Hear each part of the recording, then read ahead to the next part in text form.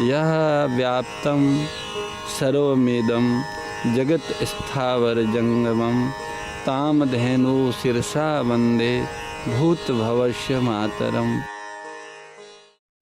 तो वेदवाणी से भी ये बात हमने सुनी है, गुरुवाणी से भी ये बात सुनी है, और जीवन में अनुभव करके भी देखा है कि अपना अगर कोई हो सकता है तो केवल परमात्मा ही हो सकता है और कोई अपना हो नहीं सकता।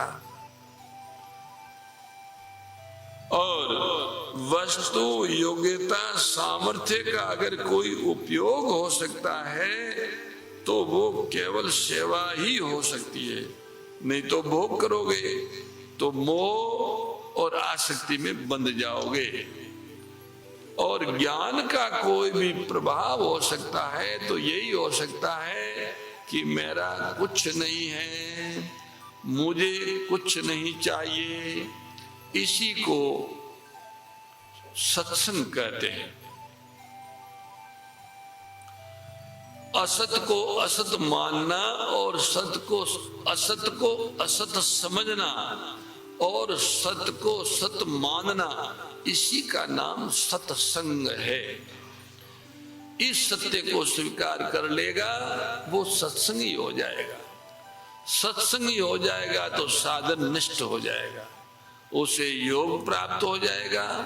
योग माने साधन, बोध प्राप्त हो जाएगा, बोध माने साधन, प्रेम प्राप्त हो जाएगा, प्रेम माने साधन।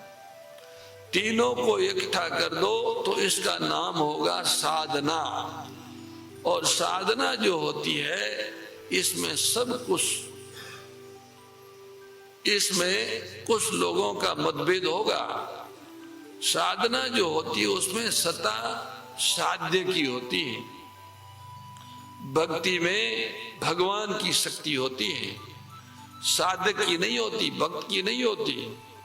इस पर जरा गौर करके देखिए, साधना जो होती है उसमें सत्ता साध्य की होती है, यानी साध्य का ही एक रूप है जिसे साधना कहते हैं। उसी साधना से हम साधकों की अभिन्नता होती है।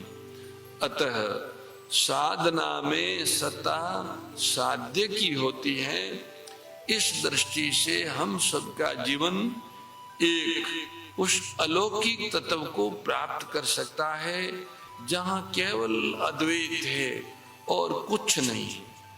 अद्वैत माने और कोई नहीं है और कुछ नहीं है, केवल अद्वैत। अद्वैत शब्द का अर्थ संत लोग प्रेम बताया करते हैं, अद्वैत का अर्थ संत लोग बोध बताया करते हैं, योगी लोग योग बताया करते हैं। योग में अद्वैत है, बोध में अद्वैत है, प्रेम में अद्वैत है। ये बात हम सबको जग जाए तो कितना सुगम साधन है, कितना सुगम उपाय है। उपाय इतना सुगम है भैया, ये मिली हुई चीजों को अपना न मानकर सदुपयोग करें। अपना न मानकर सदुपयोग नहीं कर सकते, सेवा नहीं कर सकते, तो फिर क्या मतलब है। आप जाकर देखिए, बड़े बड़े जो संस्थाएं हैं, जैसे हमारे गोधाम तीर्थ पथमेड़ा है या कोई और भी है, तो उनके जनरल मैनेजरों को देखो, हमारे वीर सिंह जी को देखो, वो जानते हैं कि ये गौशाला उनकी नहीं है, और वे गौशाला की सेवा करते हैं, बढ़िया करते हैं। बहुत सारे मैनेजर, हमारे महाराज जी कह रहे थे, मैनेजर से भी एक कोई बड़ा नाम होता है, उसको कह रहे हैं सीओ। सीओ को देखो तो वो भी इतना बढ़िया ढंग से उस संस्थान को चलाता है, पर उसको अपना नहीं मानता। अपना न मानते हुए भी बढ़िया से बढ़िया काम किया जा सकता है। इसलिए कोई कहे कि अपना माने बिना कैसे उनका उपयोग करेंगे, बढ़िया उपयोग होगा।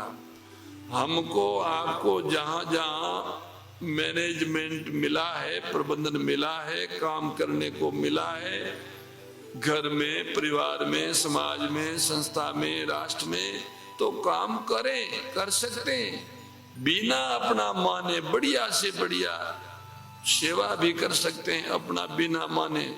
हाँ, प्रभु के नाते से करें, आत्मा के नाते से करें, जगत के नाते से करें। जगत एक इकाई है, उसमें सब आ गया।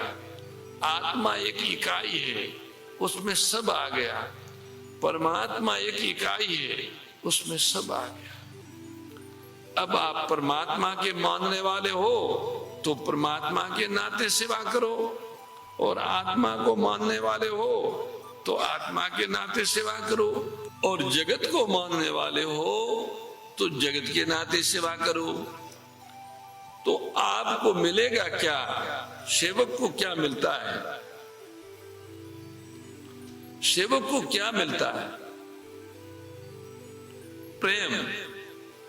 जिसकी हम सेवा करेंगे उसका हमें प्रेम मिलेगा।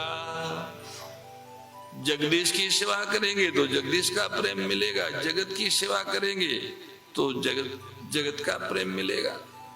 मोर मुकुट बंसी वाले की जय, गौ माता की जय।